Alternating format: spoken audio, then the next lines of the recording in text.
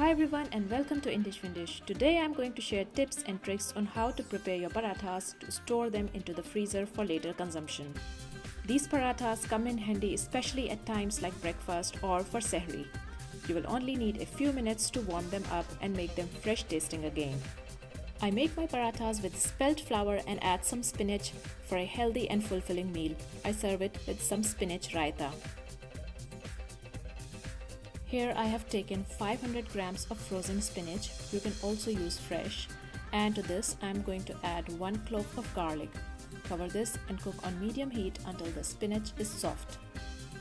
Mine took about 12 minutes on low heat as it was frozen, but if you are using fresh it will be done in just 5 minutes.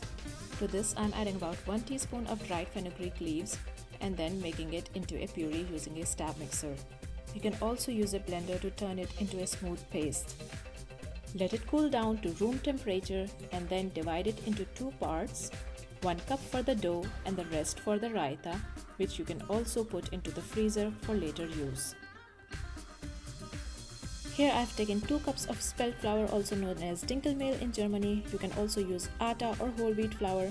To that I am adding 1 teaspoon of salt and 1 tablespoon of olive oil. Now I am gradually adding the spinach puree and mixing it into the flour. Add a little at a time and combine it into the flour. If you are using atta or whole wheat flour, you will also need to add about half cup of water. When your dough forms into a ball, knead it for about 3 to 4 minutes using your fists. The dough should be soft and smooth and there should be no lumps left. Apply a little water on your hand and wet the dough all around with it. Cover and rest for about 15 minutes. After 15 minutes, take some extra dry flour in a plate, coat your fingers with it and tear a piece of dough. Form into a smooth ball, tucking the edges together as shown in the video.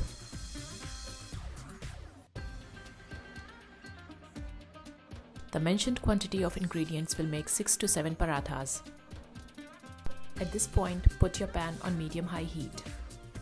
Now coat a ball of dough with flour and flatten it using your upper thumb and fingers as shown in the video. Apply some extra dry flour, then roll it into a thin flatbread using a rolling pin. Roll up in a straight line and roll down at an angle. Apply some dry flour if it sticks on the surface and use only light pressure. Transfer the flatbread onto a heated pan and wait until it changes its color. When it changes to a darker color, which will just take a minute or so, flip it over and cook on the other side also just for 1 minute. We are not cooking it completely but only drying it out to store it for later consumption. When it looks like this, transfer it onto a cooling rack. Prepare all your flatbread in the same way. While these are cooling down, let's prepare some baking sheets by cutting them into squares. I've also marked a 3-liter Ziploc bag with date and item number for easier organization. Once your flatbreads have cooled down to room temperature, transfer them into the Ziploc bag. Put a baking sheet between each layer so that they won't stick to each other. Store them flat into the freezer for up to 6 weeks. When you want to consume the paratha, take it out of the freezer and put it directly into a heated pan. You don't need to thaw it. When it softens up, flip and grease with some ghee or oil.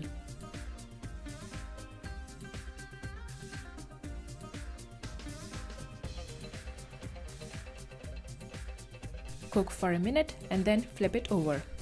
Repeat greasing on the other side as well. Press and rotate the paratha to cook it evenly on both sides. Focus more on the edges as they take longer to cook. When you have brown spots all over your paratha, remove it from the pan and keep warm. Now to make your spinach raita, add a cup of Greek yogurt to your spinach puree. If you have kept your spinach puree frozen, defrost it beforehand. Now add half teaspoon of black salt, half teaspoon of roasted ground cumin and half teaspoon of chili flakes. Mix until everything is well combined and then transfer it to a serving bowl.